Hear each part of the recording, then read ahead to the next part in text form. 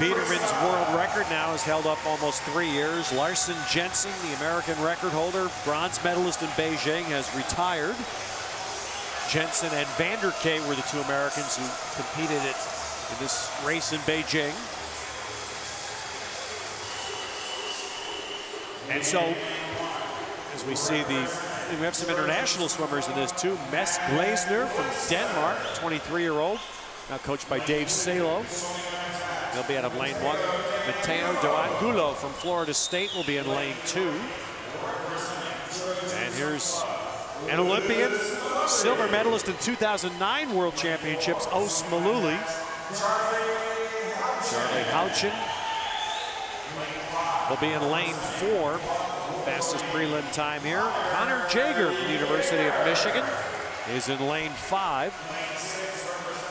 Another Club Wolverine swimmer, Matt Patton, hometown of Charlotte, in lane 6. Connor Dwyer, part of a relay gold medal team in Shanghai last summer. Connor Dwyer in lane 7. And here's the one teenager in this final, 19-year-old Sean Ryan, University of Michigan swimmer in lane 8.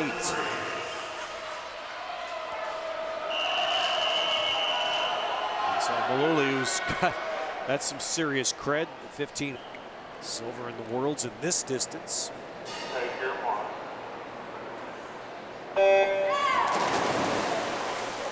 Last year in the worlds, Maluli finished 7th in the 400 free.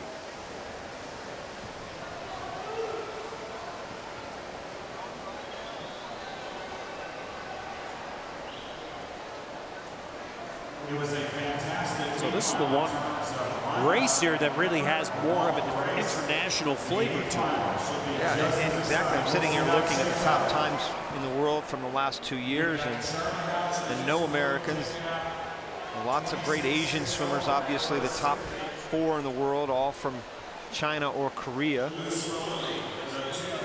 And this is one where I think experience is going to be a huge key. You take Os Maluli, even though he suffered some, I think, some shoulder injuries back in 2010, did not swim well that year, but has come back nicely and is, from all reports, is swimming very well. But Ted, you know, only one swimmer in the top 10 of the Americans going into the Olympic trials. If you look at the top 10 times Americans, only one swimmer has Olympic experience, and that's Peter Vanderkay. So that does not bode well when you get up on the blocks and swim against somebody like Sun Yang or Park Tae-won from Korea. Yeah, the one performance that of the last 2 years that the Americans have any can hang their hat on. Vanderkay did finish 4th in Shanghai last summer. And he's the one, and guess what? He's the one that has the experience. Right.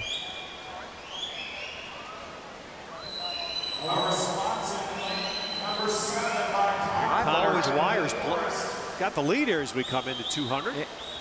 And I've always been very high on Connor Dwyer. I had hopes for him that I thought he was just going to take off. He had an amazing junior year at Florida, won the NCAA championships in a couple of events, and then got sick his senior year. Going into it, though, he was even more amazing. Has had some, I wouldn't say had problems, but because he's only swam long course swimming only for the last 3 years. So I think this summer he's finally going to come into his own. Remember, he's another one of those swimmers from Florida that's going to really take advantage of a great taper. He's swimming in the briefs where everybody else is swimming in the jammers. He's right there in lane number 7. Connor Dwyer, he'll be a big factor in the 200 freestyle and 400 freestyle to make that Olympic team. Yeah, his edge has gone now. He went out fast. He went out 4.5 seconds faster than his prelim. But now you got 5 swimmers right across the pool here. Very tight. And it's Matt Patton who's got the very, very narrow lead. I think the advantage goes to Maluli here because this is fairly pedestrian on the pace going out, Ted, which falls right into what Maluli can do over the last half of a race. He's a much better back half swimmer. Remember, he's a gold medalist from winning the 1500 freestyle in Beijing, so you know he's not going to die, and he's right up there at the top. You can see he knew going in, if he was right there at the 300, it was going to give him a lot of confidence that last 100. Well, there is Mullooly starting to stretch out a little bit. Might just be under 350. And the good thing about the Americans, especially for Houchin, is at least he's breathing to Mullooly, but I don't think he's going to catch him. Connor Jager's making a push too, but it'll be Mullooly to win it in 3:50.17.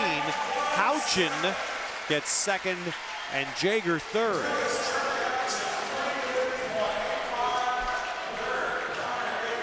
.350.17. That is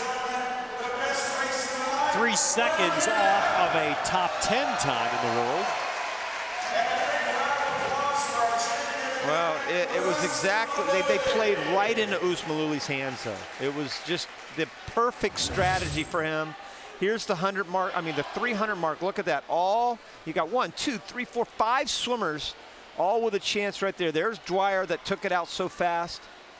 He'll be much better, and he ended up getting third in that race, but Mullooly's so strong, and that, I think that strength played out here. The other swimmers just, it's pure and simple. I mean, I don't mean to oversimplify it, but he's just stronger than everybody else.